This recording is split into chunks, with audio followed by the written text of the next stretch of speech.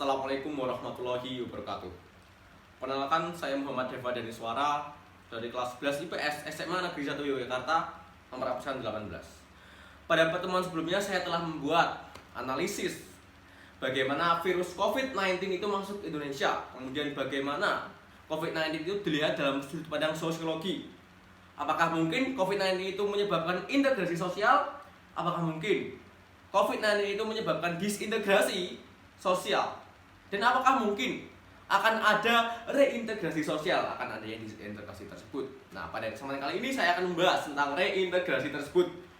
Bagaimana upaya-upaya pemerintah, bagaimana social movement yang dilakukan masyarakat sehingga menjadi reintegrasi sosial, sehingga terjadi keteraturan kehidupan di Indonesia walaupun ada wabah virus corona. Dan kali ini COVID-19 itu merugikan semua pihak, baik sosial, pendidikan, ekonomi, maupun kesehatan. Dan kali ini kita akan membahas yang ekonomi, khususnya pelaku ekonomi menengah ke bawah. Karena menurut para ahli, menurut para tokoh, yang paling merasakan dampak negatif virus corona adalah pelaku ekonomi kelas menengah ke bawah. Apa aja sih pelaku ekonomi kelas menengah ke bawah itu? Pelaku ekonomi menengah ke bawah adalah, yang pertama adalah ojek online. Kemudian ada juga sektor pariwisata, kemudian ada juga pebisnis kuliner, kemudian ada juga buruh. Itulah yang paling merasakan dampak negatif dari adanya virus corona tersebut. Nah, saya juga sudah membuat mind mapping. Kita bisa lihat dari awal, dari capture dulu. Dari awal, COVID-19 beredar di Wuhan, Cina, yang kemudian menyebar ke Italia, ke Spanyol, ke Korea Selatan, dan akhirnya pada tanggal 2 Maret Presiden Jokowi mendeklarasikan bahwa pasien pertama di Indonesia sudah ada, dan hingga kali ini sudah sampai 1.000 lebih kasusnya.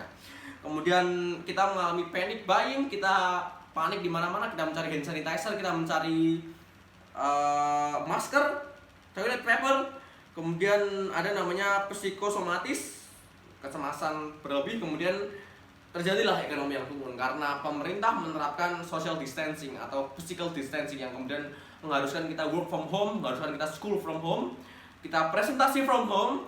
So, itulah yang menyebabkan ekonomi turun karena tidak semua orang dapat bekerja dari rumah. Ada beberapa orang yang harus bekerja di luar rumah.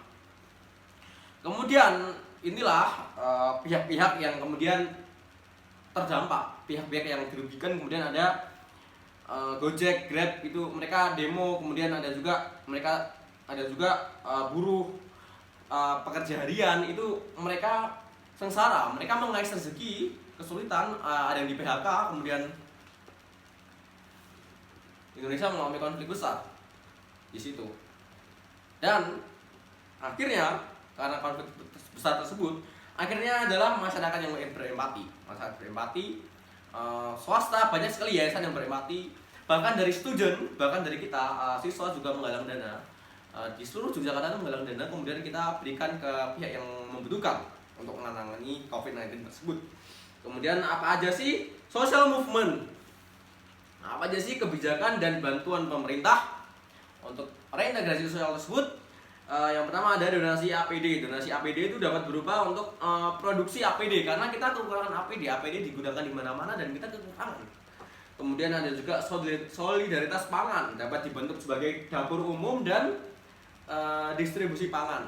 Banyak sekali yayasan atau pemerintah juga yang kemudian membantu untuk menangani COVID-19 tersebut, baik dalam warganya ataupun tenaga medisnya. Kemudian ada juga pemberian keringanan dapat berupa kontrakan atau ruko, kemudian ada juga cicilan, kemudian ada juga santunan pemerintah ataupun swasta, kemudian listrik gratis oleh Jokowi. Beberapa kalangan masyarakat digratiskan listriknya oleh Jokowi.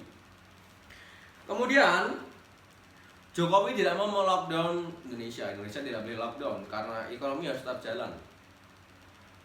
Kemudian ada juga 5 juta rupiah untuk pekerja dan UMKM dari liputan6.com. Itu juga merupakan bantuan social movement. Banyak sekali social movement di sini yang kemudian dapat mereintegrasi Indonesia dari kasus konflik COVID-19 tersebut. Nah, dengan adanya social movement, semoga terjadilah reintegrasi, semoga COVID-19 itu dapat bersama-sama kita bersatu, kemudian kita melawan COVID-19, kita usir COVID-19 dari Indonesia, silakan keluar dari Indonesia, kemudian kita dapat belajar seperti biasa, kita dapat bekerja seperti biasa, memajukan ekonomi Indonesia, kemudian kita dapat mewujudkan Indonesia Emas tahun 2045. Ya.